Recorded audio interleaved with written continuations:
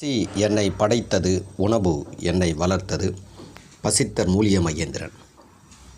பதிவு 8/2/2025. இப்போது இந்த பதிவு நாளைக்கு வரும். உங்களுக்கு இதில் என்னென்ன இருக்குது? தாளிக்கீரை, புரியுதுங்களா? அடுத்து மஞ்சள் கரிசலாங்கண்ணி, பூனை மீசை.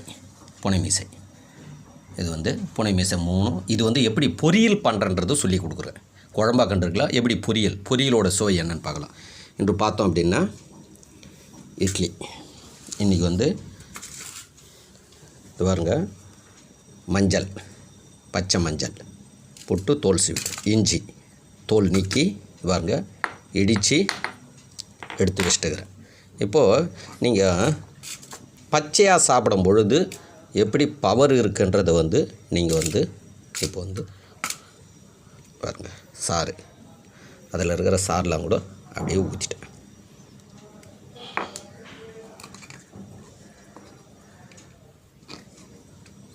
இது என்னென்ன, பச்சை மஞ்சள் உடச்சி எடுத்துக்கிறேன் பாருங்கள். இப்போ தோல் சீவனை இஞ்சி இது சீவிட்டேன். இப்போ இது எதுவும் இல்லை, எடுத்து பாருங்கள் கொஞ்சம் மாற்றி சிந்திக்கணும். இது என்னென்னா சட்னி, தெரியுதா? அப்படி சட்னியில் விட்டேன்னா அவ்வளோதாங்க. குழந்தைங்களுக்கு இது மாதிரி கொடுங்க. சாம்பார் குழந்தைங்களுக்கு மூக்கை பூச்சிக்கின்னு பார்த்துட்டிங்களா? அவ்வளோதான், தெரியவே தெரியாது. இப்போது இதில் என்ன முக்கியமானது, இஞ்சியும் வேவலை, புரியுதுங்களா? மஞ்சளும் வேவலை, 100% சத்து. புரிஞ்சுங்களா?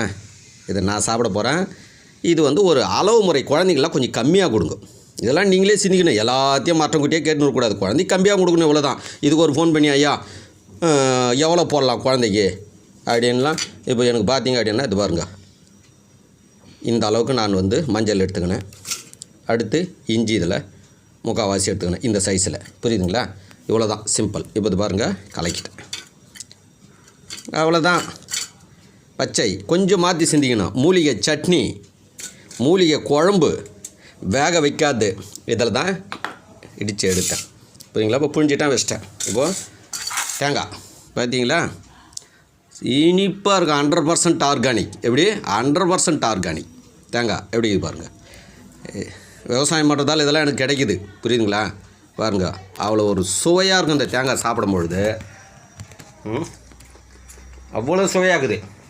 இனிப்பு, இந்த இனிப்பு கலந்து தேங்காய் சாப்பிடும்போது இன்னும் உடம்புல சத்து பெருகும். புரியுதுங்களா? இப்போ சாம்பார்லேயும் கலந்துட்டேன், சட்னிலையும் என்னென்ன கலந்துக்கிறேன். இஞ்சி, பச்சையாக இருக்கிற இஞ்சி வேக வைக்கல, கொதிக்க வைக்கல, சாறு எடுத்து இதில் விட்டுட்டேன்.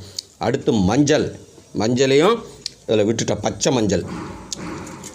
இப்போ சாப்பிட்டு பார்ப்போம். ஸோ எப்படி இருக்குதுன்னு பார்ப்போம்.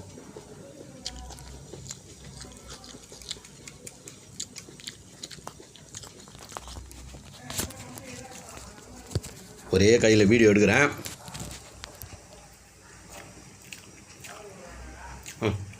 கொஞ்சம் காரம் தெரியுது. இப்போ பார்த்துட்டிங்களா? இப்போ விளக்குறேன். இதில் சட்னியில் காரம் தெரியுது. கொஞ்சம் குறைச்சிக்கணும். எனக்கு இவ்வளோன்னா அதில் பார்த்திங்க அப்படின்னா ஒரு 10 சொட்டு விட்டுட்டேன். நீங்கள் குழந்தைங்களுக்கெல்லாம் ஒரு 2 வயசு குழந்தை, 5 வயசு குழந்தைங்களாம் ஒரு 3 சொட்டு விட்டால் போதும். நான் 10-12 சொட்டு கிட்ட விட்டேன். மொத்தம் 10 சொட்டு விட்டுருக்கோம். புரியுங்களா? இப்போ இது இப்படி விளக்குனா தான் உங்களுக்கு புரியும். இப்போ சட்னியில் நான் அதிகமாக விட்டேன், சாம்பாரில் கம்மியாக விட்டேன். அதெல்லாம் கூர்ந்து கவனிக்கணும். வீடியோ என்ன பண்ணுறோன்னு கூர்ந்து கவனிக்கணும். வேணும்னே தான் அதில் அதிகமாக விட்டேன். ஏன்னா அப்போ தான் உங்களுக்கு விளக்க முடியும். இப்போ சாம்பார் இதில் கம்மியாக விட்டுக்கிறேன். இப்போ சாம்பாரை சாப்பிட்டு பார்ப்போம். சாம்பாரில் அந்த காரத்தன்மை தெரியல. இப்போ புரிஞ்சுனீங்களா? அப்போ நீங்கள் முடிவு எடுக்கணும். இதில் 10 சொட்டு விட்டேன், சட்னியில் 10-12 சொட்டு விட்டேன். இதில் பார்த்திங்க அப்படின்னா ஒரு 5 சொட்டு தான் விட்டேன். 6 சொட்டு இருக்கும் மிஞ்சி, அவ்வளோதான் முத்தரைமா. அப்போ என்னென்னா இதை வச்சு இப்போ நான் புரிஞ்சுக்கினேன். என் உடம்புக்கு 10 சொட்டு 12 சொட்டு வேணாம், 7 சொட்டு போதும்.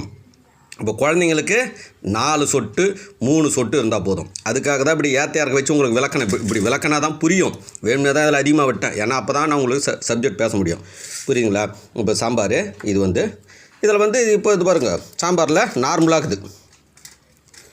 ஒன்றுமே காரத்தன்மையே தெரில. இது மாதிரி கொஞ்சம் குழந்தைங்களுக்கு வந்து சளி பிடிக்குதுன்னா இது மாதிரி எல்லா மூலிகையும் வருங்க. உங்களுக்கு சேனல் மட்டும் பாருங்கள், புரியுதுங்களா?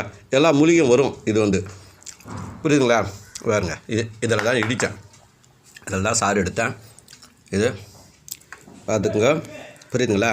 இப்போது இது மாதிரி மாற்றி சிந்திங்க, கொஞ்சோண்டு மாற்றி.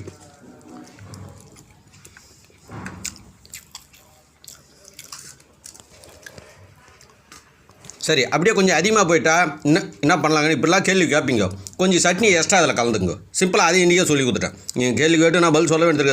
இப்படிலாம் கேள்வி கேட்பீங்க தெரியும், அதுக்கு இன்றைக்கே சொல்லிடுறேன். ஐயா கொஞ்சம் காரம் அதிகமாக ஆயிடுச்சுங்க ஐயா, நானே சாப்பிட்டு பார்த்தேன் காரமாக இருந்தது, குழந்தைங்களுக்கு காரமாக இருக்கக்கூடாது, மெயினாக சொல்லிடுறேன். உடனே கொஞ்சம் சட்னி அதிகமாக ஊற்றி அதனுடைய தன்மையை வீரியத்தன்மையை குறைச்சிக்குங்க, அவ்வளோதான். புரிஞ்சுதா? இப்போ பாருங்கள், அதே மாதிரி சரிங்க ஐயா சட்னியே இல்லைனும் கேள்வி கேட்பீங்க. பின்னாடி நீங்கள் எல்லா விதத்துலையும் கேள்வி கேட்பீங்க. அதுக்கு இது பாருங்கள், லைட்டாக அப்படி தொட்டுக்குங்க. எப்படி லைட்டாக இது பார்த்துங்க. அதையும் இப்போவே விளக்கம் கொடுத்துட்டேன், கேள்வியே வராதுன்னு நினைக்கிறேன். லைட்டாக அப்படி தொட்டு, காரமே தெரியல, சுத்தமாக தெரியல, லைட்டாக தெரியுது. அந்த லைட்டாக இருக்கும், பச்சையாக போடும்போது கொஞ்சம் இருக்கும். 100% உயிர் சத்தோட உணவு, சமைக்காத உணவு இப்படியும் நம்ம வந்து பயன்படுத்தலாம். இதை வந்து நீங்கள் புரிஞ்சு நீங்கள் வந்து உங்கள் குழந்தைங்களுக்கு குடும்பத்தில் எல்லாருமே சாப்பிடுங்க. இது மாதிரி வந்து சாப்பிடுங்க. நீங்கள் வந்து இது அடுத்து இந்த தாளிக்கீரை பொரியல் எப்படி இருக்குது, சாதத்தில் போட்டு எப்படி சாப்பிட்றோன்னு அடுத்த வீடியோவில் பார்க்கலாம். நன்றி, மகிழ்ச்சி. இது சம்மந்தப்பட்டது ஏதாவது உங்களுக்கு சந்தேகங்கள் இருந்தால் என்னை தொடர்பு கொள்ளுங்கள். 8939238922. இன்றைக்கி என்ன மூலிகைன்னு நான் சொல்ல மாட்டேன், உங்களுக்கு புரியுறதால சொல்கிறேன். நான் உணவுன்னு தான் சொல்லுவேன். என்ன ஒன்று உங்களாக கூட இருக்கிறதால நான் மூலிகைன்னு சொல்கிறேன். மூலிகை என்பது நான் சொல்ல மாட்டேன், சொல்லக்கூடாது. கடவுள் படைத்தது அனைத்துமே உணவு தான். அது இந்த புரிதலுக்கு வாங்க. இது வந்து என்னென்னா சட்னி, உங்களுக்கு புரியறதுக்காக மூலிகை சட்னின்னு சொல்கிறேன்.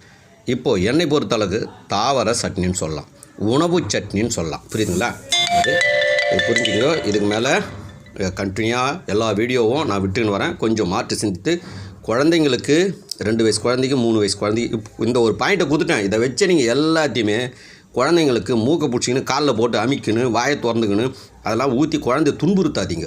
இது மாதிரி டெக்னிக்கலாக மாற்றி சிந்தித்து இது மாதிரி நீங்கள் செய்யுங்க.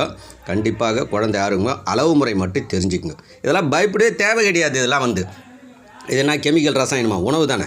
கொஞ்சம் அதிகமாக போகும், குழந்தைக்கு சூடு அதிகமாக காட்டும், யூரின் போகும்போது அப்பயே கண்டுபிடிச்சு கொஞ்சம் குறைச்சிங்க. இது மாதிரி நீங்கள் பயன்படுத்துங்க. புரியுதுங்களா? நன்றி, மகிழ்ச்சி. பசித்தார் மூலிகை மகேந்திரன்.